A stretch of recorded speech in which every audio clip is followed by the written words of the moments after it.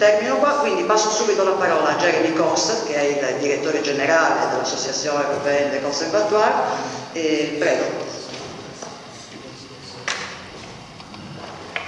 Grazie Letizia.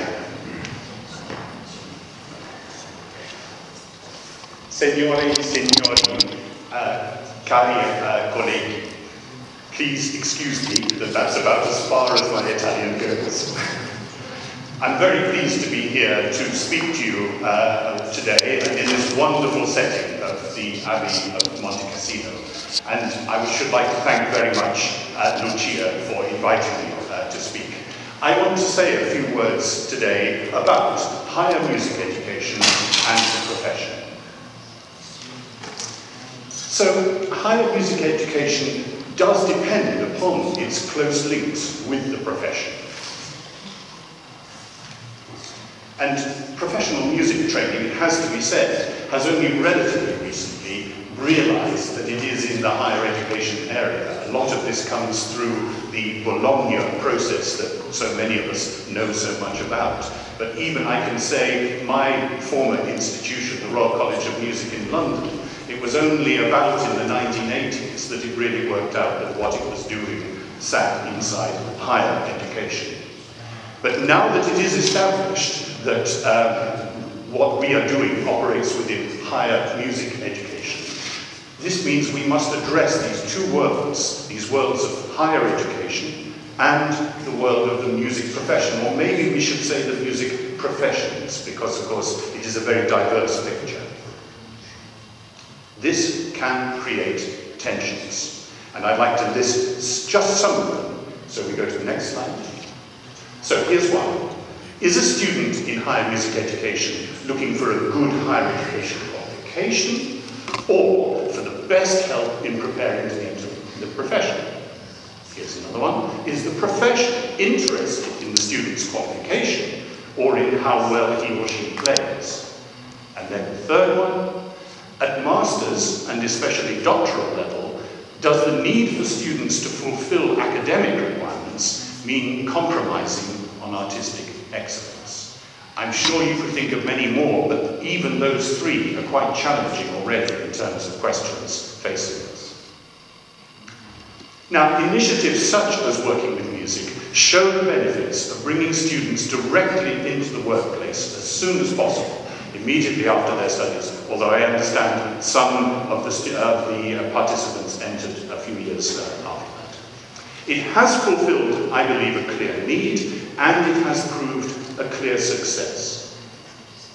With the third edition of Working with Music, perhaps it's time to think a little bit more closely about its lessons and the role that these might play in shaping the wider higher music education curriculum. Now, when the ABC, through its Polyphonia projects, considered the relationship between higher music education and the reforms of Bologna, one of the tools that it created was the so-called Polyphonia Dublin Descriptors, the PDDs. The PDDs for the first cycle, for the bachelor, may offer us some clues as to how to integrate the professional orientation of working with music into the wider curriculum.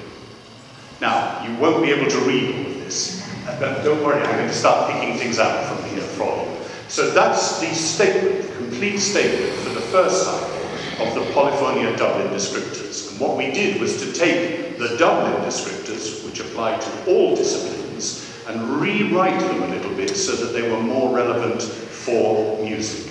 Now, the next slide shows in red some bits that I want to pick out. You still can't read them, but don't worry, because the next slide has it a little bit bigger.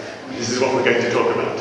So, we are saying that qualifications that signify completion of the first cycle in higher music education are awarded to students who have demonstrated skills, knowledge, and artistic understanding in the field of music that, and here we pick out these, are supported by readily available professional knowledge and practice, and that includes some aspects of creative interaction with the experience and insight of musicians at the forefront of their field. Now, both of these are things that Working with Music can help to provide, but they are embedded there in what is said about what the first cycle should prepare for. And going on, no, sorry, if we just come back one slide. Can we do that? There we are, thank you. So, that's it, that's the one. Right, so these students also can apply their skills, knowledge and artistic understanding in the field of music in a manner that indicates a professional approach to their work or vocation, and have these competencies demonstrated in a practical or creative way, as well as through devising and sustaining arguments and all those other kind of things that happen in the Dublin descriptors. So I think if we look at those cluster of statements, now we can go on. No? Yes, that's right, sorry, that's fine. So I think that working with music is an initiative which encourages the developments of those qualities that I just talked about, the ones that were in red. Yeah. Now, one of the strengths, I think, has been to gather the opinions then of the graduates who have gone on their placements, and especially the part of those opinions which are concerned with how well their study program prepared them for the placement experience. And their answers contain lessons that could be of wide significance for higher music education curricula. A possible next step is to take further the ways in which this feedback is channeled into curriculum development. For current students, having professional integration embedded more deeply into the curriculum may make them able to draw even more from graduate placements. And if they aren't lucky enough to have these, it should smooth their entry into the profession anyway.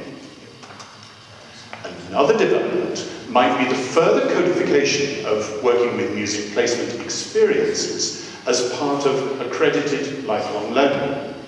In this way, not only would graduates be brought closer to the professional world, as at present, but the two worlds themselves would also be brought ever closer. This might be done, among other ways, by establishing desired learning outcomes for the placements. Now, part of the strength of working with music, as I see it, is the individual tailoring of the placements. And this might seem at odds with working to a set of learning outcomes. But at a deeper level, the learning outcomes of these placements do have much in common. And there's a little quotation which I picked up from the brochure that was prepared for this meeting, which says, I think quite rightly, that gaining international experience also widens one's horizons, abilities, and interaction skills. Now, if we take a phrase or idea like this, moving on, this statement resonates with at least two of the descriptors for the second cycle of study in the Polyphonia Dublin descriptors. Now remember, of course, that as graduates of the first cycle, those involved in working with music placements are undertaking the equivalent of the beginning of second cycle study, or putting it in the terminology of the European qualifications framework, they're operating at level 7. So let's have a look at these. Here are the relevant PDD statements. So, qualifications that signify completion of the second cycle in higher music education are awarded to students who, and I've just picked out two here, can apply their skills, knowledge, and artistic understanding and problem-solving abilities in new or unfamiliar environments. Well, of course, the placement, part of what it does is to put you in a new or unfamiliar environment within which you are then expected to apply your knowledge, your skills, and your artistic understanding. And then the second one, have the ability in practical and or the creative sphere to integrate knowledge, handle complexity, to formulate judgments with incomplete or limited information. That's all standard from the Dublin descriptors. And to link these judgments to reflection on artistic and, where relevant, social and ethical responsibilities. And I think that dimension, that the experience of international placement, moving around, helps to develop and strengthen the social and indeed sometimes the ethical senses within these graduates is very important. So, in conclusion, what I would like to say is that by combining the use of tools such as the Polyphonia Dublin descriptors with the very practical achievements of initiatives such as working with music, I believe we can create an optimum synthesis of the professional and the academic demands of higher music education. So to go back to our opening, where I spoke about the tension between higher education and the music professions, this can, and I hope we can together help to make it, become a synergy rather than a tension. Thank you very much.